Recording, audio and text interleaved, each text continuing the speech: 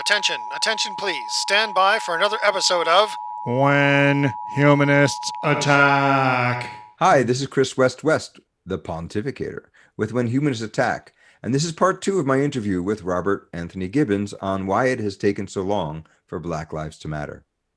So I'm going to throw a little curveball in, just a little side. All right. Very famously, Spike Lee made a movie called School Days. Yep. Which investigated the tensions between two parts of the African American community, the lighter skin, the lighter complexion, and the darker complexion. That movie came out while you were in college. That's right. My mom had 5 kids, and we are all different shades and different colors. That particular situation is said to come from the plantation. It's called the field slave versus the house slave. And so the house slave had more privilege because they were lighter, or they were more closer to the plantation owner, and the darker skin of my complexion would be work in the field. And we saw that not only in sororities and fraternities, but we saw them in jobs and situations. A good friend of mine who was a lighter skinned brother, he said, Robert, if I was darker skinned, no one in Louisiana would respect me. He became vice president of Florida A&M. He was a good friend of mine. We grew up in Florida together in Belgrade, and he went on and got his PhD from Washington State University, and he became vice president of Florida A&M University. And not only that, then after he moved on his journey, he ended up at a college in Louisiana. But he told me this one time in private. He said, you know, if I was a dark-skinned brother, none of these people would respect me as a vice president. I would have to fight, dog, and scrap for what I get here. And it's because of this type of oppression that exists within the African American community. And this is where Spike Lee has shed light on this situation that goes on in the African American community, even to today, even in businesses and in churches and societies and associations. This situation still happens. Yeah. Right. This has not been expunged from the general African American culture, even though it was imposed very much by the institution of slavery. The professor at the Museum of Injustice stood up and said, why does Angola have so many problems? They have the money, is what she said. They have the money. They have the resources for sure. And so when she said that, okay, they have the money, but we are not talking about the money. We're talking about 400 years of psychological damage. Yeah. We're talking about the lynching that Charles Carter G. Woodson, the father of Black history, is talking about. We're talking about the psychological damage of a generation that Naim Akbar, the famous Black psychologist, tells us that, you know, trauma is passed down through the generations. It goes through the bloodline like addiction, like anything else. So if your grandmother experienced trauma, then the mother experienced trauma, the children certainly will experience trauma. Modern research into epigenetics is backing that up, and how epigenetics play into the history of oppression. The most recent information we have, there are genetic changes that are taken on by the person who is going to procreate that can be passed down. I've lost so many friends from HIV, from alcoholism, from drug addiction. And this is because these people could not really tell the truth. They had to lie. Yeah. They had to lie about their Blackness and the way they felt, or they were religious, or they were gay and they couldn't tell people. It all goes back to this. All goes back to that saying, I cannot liberate myself. I cannot tell you who I am. And I participated. I was afraid. I was afraid of being disowned by my family, by my church, by people that I knew in my community. I was afraid. Yeah. Chris, I was afraid. And that's why I decided that one day, maybe if I just take a razor blade and just cut the gay blood out of me, maybe I could be straight. Maybe I could have children. You know, I wanted to do that. I wanted to cut the blood out of my body. And this is the psychological damage and the psychological trauma. And oftentimes, like I remember I lived in DC and they just released a group of people from St. Elizabeth's Hospital, just released them to the streets. Yep. I don't know if you recall that. I do, very much so. That was 1980. There was President Reagan repealing the mental health provisions that Carter had put in place. Yes. And I remember very clearly because I was living in New York City at the time. I was in high school. I was a sophomore in high school. And there were a couple of articles that had come out in the papers about atrocious conditions at mental health hospitals. Yes. I think it was a setup. I'm sure there were horrible things happening in mental health hospitals, but the solution was to defund them all and kick everyone on the street. Yeah. And overnight, we went from having a moderate homeless problem in New York City to having 40,000 mental health people who were now homeless. There you go.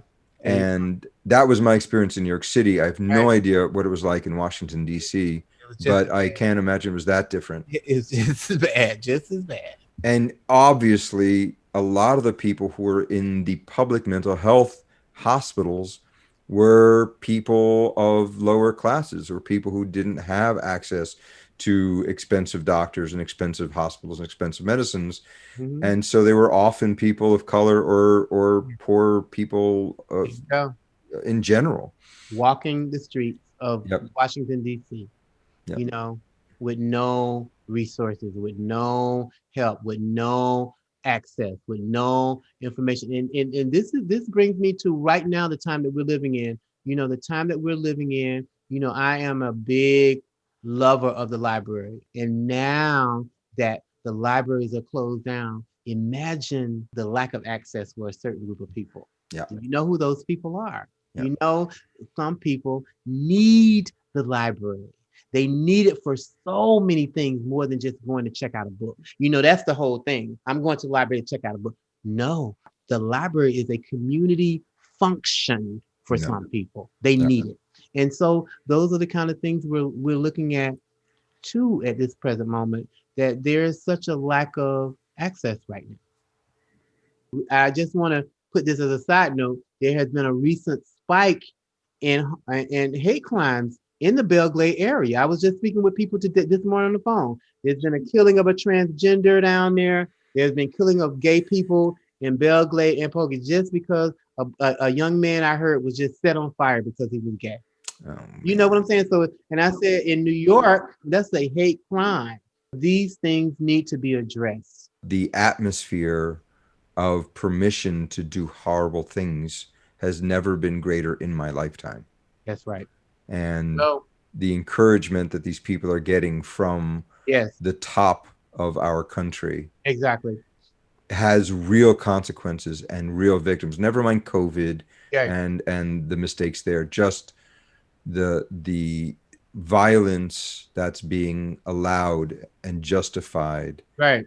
This is a great segue into moving from talking about your personal history, which I think has a lot of lessons that we can take about African-American, gay, Southern culture and how that affected you, and talk about the overarching topic that we're talking about today. Why has it taken so long for Black lives to matter? I think it has always mattered. I think that if we study the revolution, the antebellum period, emancipation, Reconstruction, even the early part of the 20th century, down through the years to the civil rights movement, and even to what they call post-racial and all these kinds of things, I think that there have always been allies and alliances and other group of people that have witnessed and cried out and tried to join in and make a cohesive change.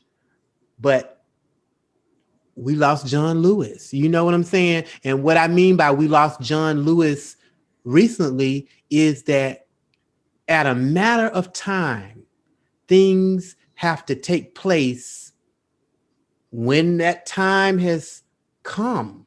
When that time has it's just been exhausted and beat down and overworked, and we can no longer see any other way.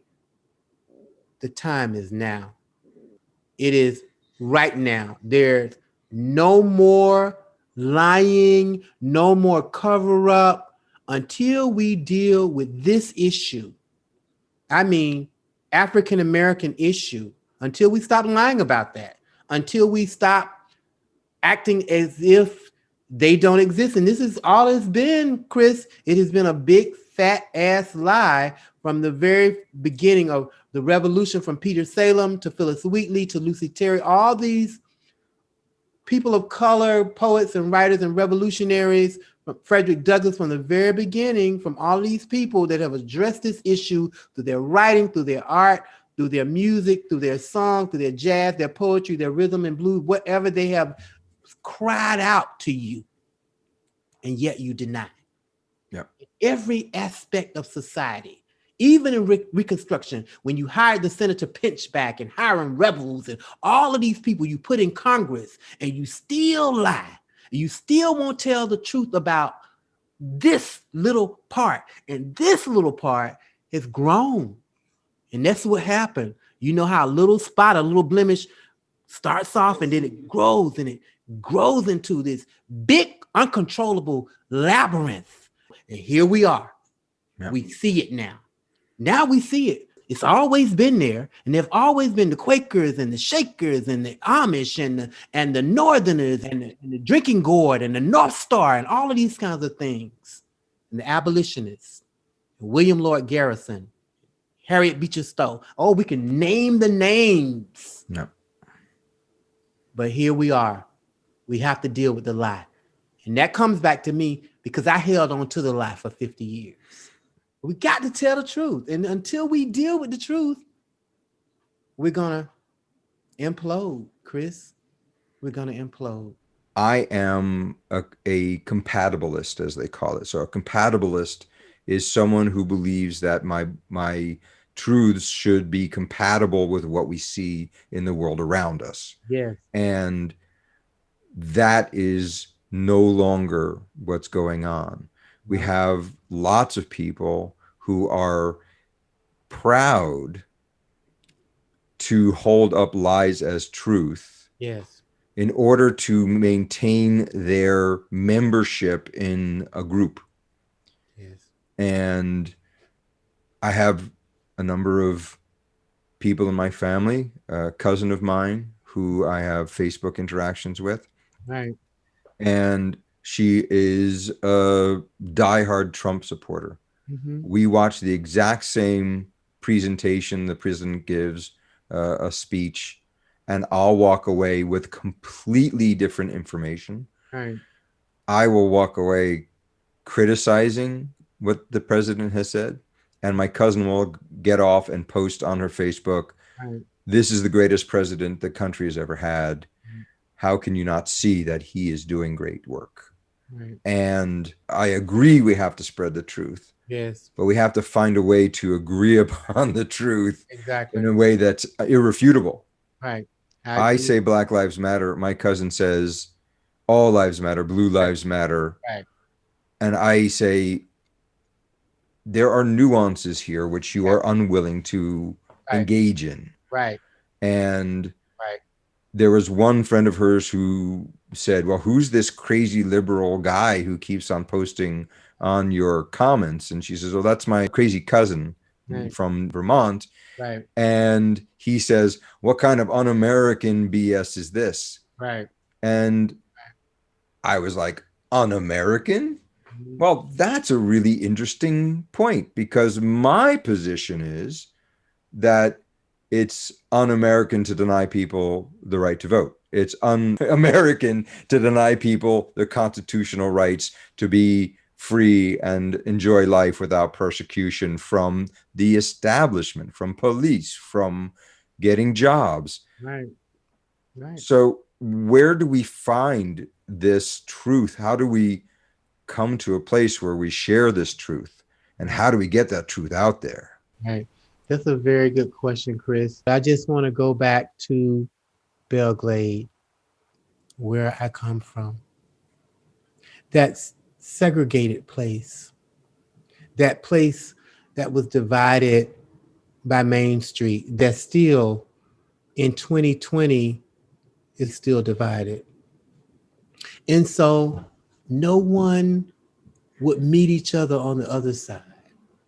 You know what I'm saying? We went to separate schools. We've had separate clubs, separate societies, separate institutions, those kinds of things. Nobody would come on the other side to see or know anything about the other person or the other group. Therefore, I'm building these walls. I'm building these barriers. I'm building these fears. I'm building these inhibitions. I'm building these lies.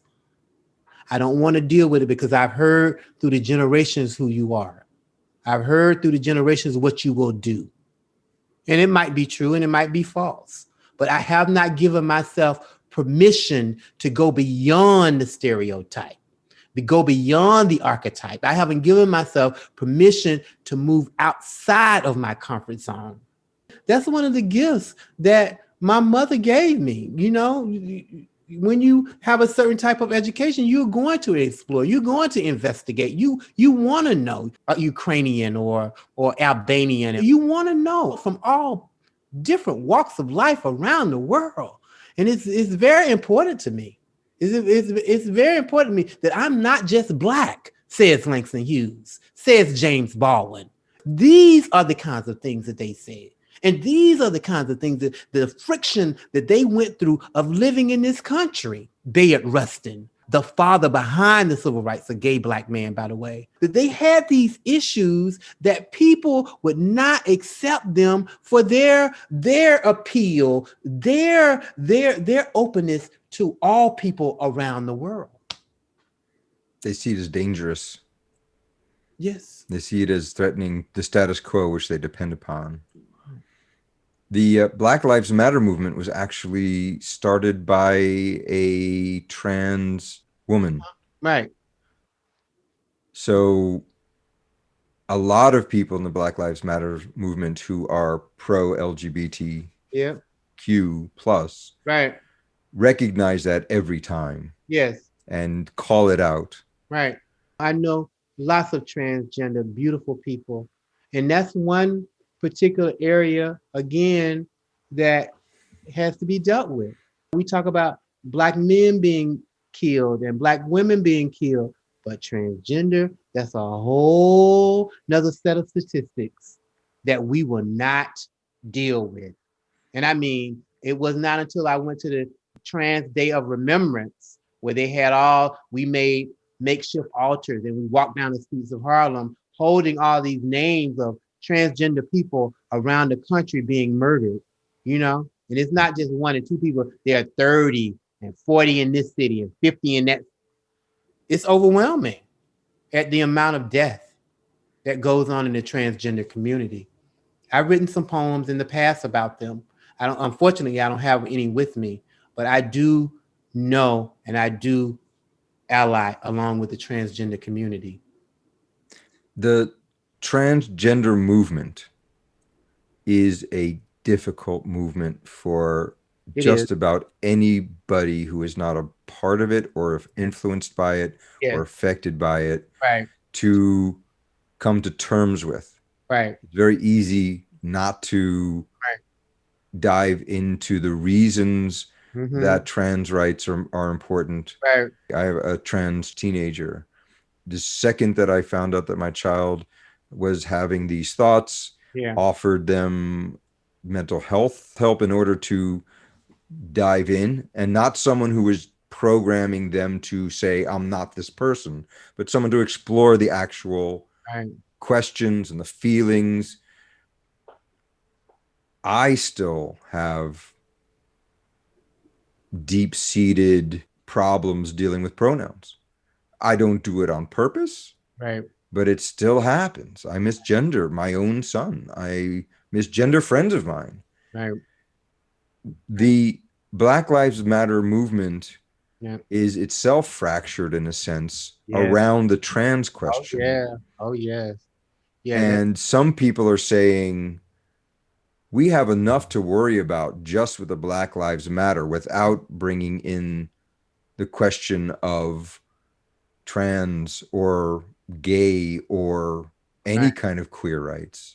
What's your answer to people who say, let's get this one thing fixed first, and then we'll worry about the gay trans thing? Well, I feel as all gay Black men or gay Black women probably feel that we are part of the community too. And so this situation is just as intricately involved as the larger issue they're trying to claim, Black Lives Matter. I mean, this is a part of that problem, that little thing that's growing, that little thing that will grow and grow until it's uncontrollable. And here we are. It's uncontrollable because we will not deal with the lies and the stereotypes and the fear and the hate and the division and then this and that, even within our own community. We have to deal with those, whether it starts off in a small way of addressing it alongside that issue. That there are millions and millions of African American, I'm saying millions of African American men in Florida that cannot vote. You know what I'm saying? Because they have been imprisoned and they have been marginalized and they have been cut off of society. And imagine out of all those million of African American men that have been in prison are gay. You know what I'm saying? Let's deal with it. Yep. Let's deal with that issue, you know, and we can really think about the pain that some of our recent stories that are coming out now. This is true pain, true fear, true afraid of being disowned and looked down on because that person can't really tell who he really is to a certain group of people. And it's a problem. It's a big problem. Yeah. No matter how I'm talking about, it's a small one apart. Look at me. No, it's just as big as that problem. Yeah. So let's deal with it. And the religiosity. Yes. And the feeling of justification in treating the rights of others as less important because you feel you're right because of your belief. Right. And getting that support from the guy next to you saying, you're right. This goes against my belief too.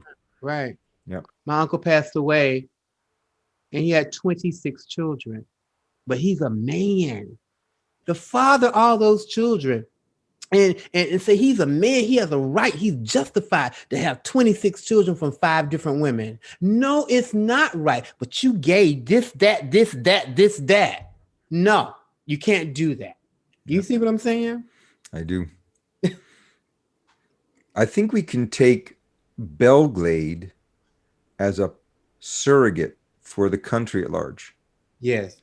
I think looking at the history of Belgrade, yes, the segregation in Belgrade, yes, the depth of the religious belief and how that causes the perfectly nice people to do pretty unthinkable things to their friends and neighbors. Right. I think it's a very interesting point.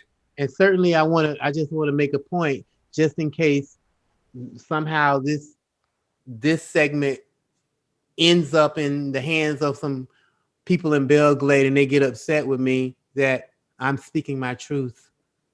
And I'm the native son of Belgrade and I love where I'm from, but this is not only a liberation for me, but it's a liberation for all that has gone through the same thing that I've gone through. This is an opening. This is a door. This is a beginning of the end. You know, this is where we need to start talking about it.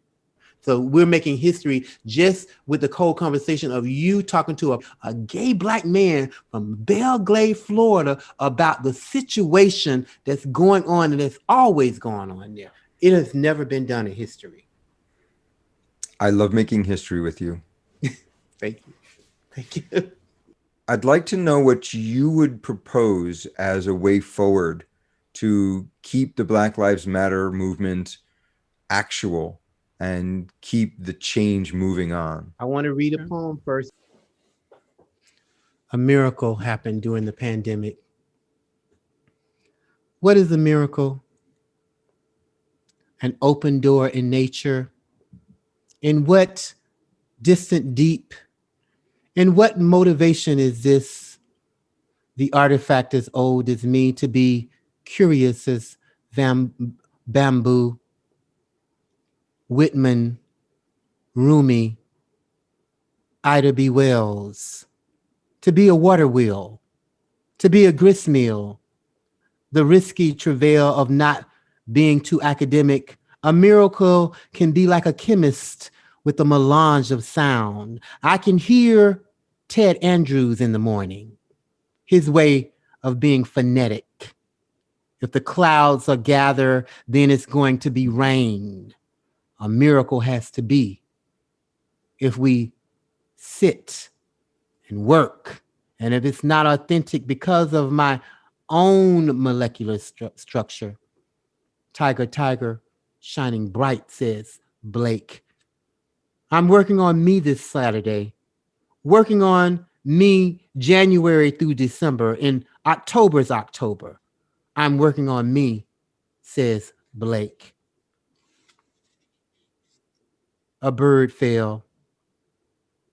Some sound happened in the middle of my block. A bird had fallen from the sky and someone had rescued it before it died. I thought it to be a movie set, or next door, the house full of children cruising the street with a baby stroller, an overcoat or a quilted blanket in search of the gigantic. And the world is on edge. Only a small bird had fallen from the sky, its head contorted, a gravitational pull of its weight, the fuselage of its body manacled to the cement. And I went to hear the commotion, to add my person to the motion, the loud display of concern. And I thought I did not have I did not earn the right each morning to swim in my own filth with the limbless and the feeble and the needy, to disown and change, to spend the night naked as a tree limb, not a metaphorical, only emotional. The night to breathe or succeed, and there's negativity to project my insecurity on the pure wind. So it began. Maybe it just comes down to sound or a sign or a signal or a light post. Wherever hope is, wherever charity is, my threadbare self. From the accoutrement or minutia, a bird has failed. And because of it, there is hell. There's a climatological paradigm shift, maybe a rift between sea and sky, a slim margin of possibility. I could not imagine in our time we would have a rain of locusts, but I try to refocus on the good and migrate back to where peace is and release where belief is. The sudden wind came, and then the man said, the bird can be saved. And so I believe in just that, Chris. I believe that there's an energy in this moment. Even in this pandemic moment, people are recognizing it's just the right time. It's just the right moment. It's just the right sign. It's just the right climatological shift in California, in Alaska, in New Mexico, and it's just the right time. And so we're recognizing I'd rather live than die. I'd rather work together than divide, than segregate. So yes, there's work to be done. There are demons and devils and all of this out there in the world, but there's good too. There's alliances. There are people of all different races and backgrounds that are working. They're essential people. There are people out there in the world that are fighting this enemy that exists. And so I want to say to you, Chris, I think that you brought some good energy in me today, and I appreciate it. I have not felt like this, that I can be a warrior with me. When I sat there and saw that bird fall from the sky, that I recognize that there are many fallen birds, there are many fallen people, that there are going to be somebody that's going to help us along the way. And so this is where I'm leaving it with myself and to the people that are hearing my voice. Change has to start with me. I have to tell the truth in order to liberate others. If I can't tell the truth to myself, then I can't tell the truth at all. We've been living in a world where breaking news is every minute, where the hype is 100% all the time. Yes. Where there are no calm moments for reflection and discussion. You're just waiting for the next hit. But we don't know how many people are dead, do we, Chris? No. We don't know how many people have died, do we, Chris? Nope. We don't even know the statistics, do we, Chris? Yeah. We know some statistics. We don't know how accurate those statistics are, depending on who's saying it. But I know that I cannot rest without putting my voice out there. That's what this project is all about, is trying to get our voice out there. And I'm seeing the name Belle Glade for the first time in a new light, because it's the French spelling of Belle. It means beautiful glade. Yes, right. And it's a mockery of its own name, the way it is now and the way it has been. Yes. But it can be turned into a beautiful glade. Right. It's always been one of the highlights of my life that I thought that maybe I could go down and start a museum, build some type of cultural monument for the people I know, for the essential workers, for the people that have just helped build this nation through the sugar industry, through the agriculture, some kind of something that I could do, somebody that can help where I come from, just give them a little hope, a little help would just make things change a little bit. And those people will say, wow, the world really can change. In order to think that you can do what you think is right, that you know is right, but are afraid to do it, you just need to see that someone else had the courage to do it in front of you, and you can get that courage. I agree completely. Well, Robert, this has been a wonderful discussion. Right. I want to thank you so much for taking the time out. I don't want to stop. We've been talking for almost 3 hours. Yes. And I could talk for another 3. Me too. You're a wonderful guest. Thank you. And I don't think this is the last time that we're going to be talking in this platform. Right. And certainly not in life. Right. So I wanted to thank you for joining us. I want to also thank our tech crew, Robin, in the background doing all the work. Robin. And we're going to give Robert another opportunity to give us one more poem. Okay. I want to thank you so much. And I look forward to working with you on making the whole world a better Belle Glade. Thank you. Thank you. In 2012, I published the first book by Three Rooms Press. It's called Close to the Tree. And in 2019, Poets Wear Prada Press out of Hoboken, New Jersey, my dear friend Roxanne Hoffman published this small chapbook of my graduate thesis called Flight. And I'm just going to read one poem out of Flight called Sestina. It's only an hour until I board. I want to get there to the other end to make Pacific time. There it is above me, my longitude and latitude packed. My bags, I'm tagged like a tat as I sit between unknown people. Some too big because I want the Tacoma sun. I want the red of mestizo brick, the pinpricked sun of Sitka spruce, and to follow the river there when I touch down on Walla Walla, big corner of the universe.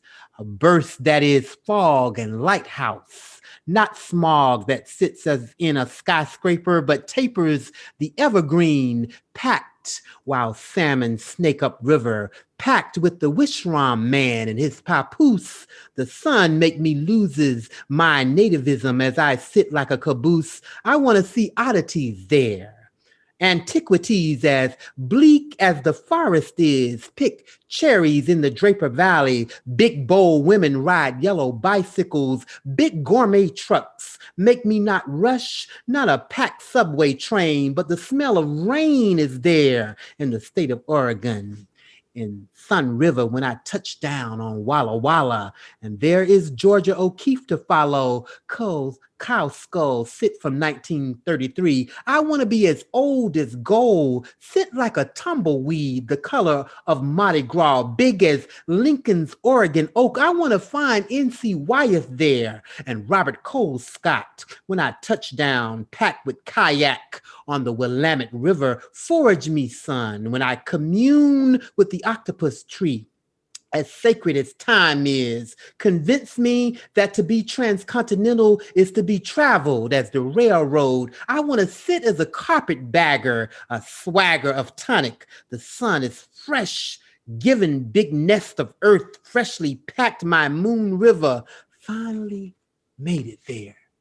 Yes, I finally made it there. Thank you, Chris, for having me. Beautiful. Thank you so much.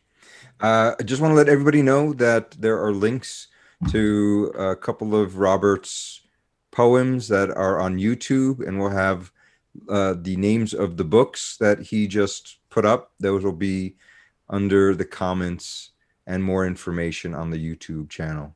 Thank you. Thank you again. This is Chris West for When Humanists Attack. Thank you. And this is part 2 of our series, Why Is It Taking So Long for Black Lives to Matter? Thank you. Wow. Hey.